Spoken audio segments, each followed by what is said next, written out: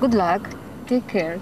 Alexander Litvinenko, seen here with his wife Marina, was a former Russian spy turned Kremlin critic who got political asylum in Britain. That's not disputed. What is how he came to be poisoned in November 2006. As he lay dying in this London hospital, a ghostly-looking Litvinenko accused Russian President Vladimir Putin of ordering his killing. Litvinenko was working part-time for the UK's intelligence service MI6. Just the month before, he'd accused Moscow of being behind the murder of investigative journalist Anna Politkovskaya.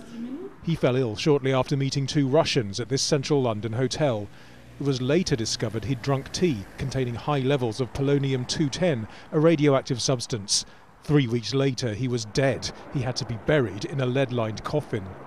The UK government initially resisted an inquiry on the grounds of protecting sensitive information about Russian and British intelligence, but it finally got underway with promises not to pull any punches. I make it clear now that I intend to make public my final conclusion on the issue of Russian state responsibility, together with as much as possible of my reasoning in that regard. The UK failed to get Moscow to extradite the two men it's suspected of poisoning Litvinenko. Both have always denied any involvement.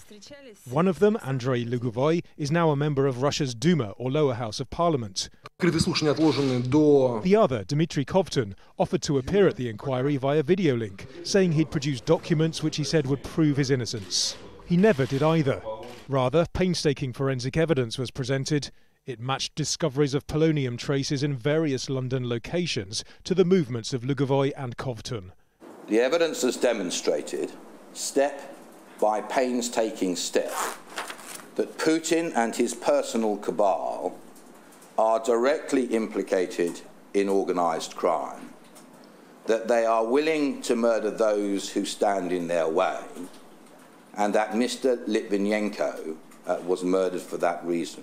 If that is the inquiry's conclusion, Litvinenko's widow is expected to lead calls for tough new sanctions against both individuals linked to her husband's murder and against Russian state entities. But diplomats here at the UK Foreign Office are reportedly warning against tough punitive measures at a time when Russia's involvement in any talks to end the war in Syria is so crucial. If the inquiry was all about the who did what and when, the what happens next could prove a tougher question to answer. Nadeem Barber, Al Jazeera, London.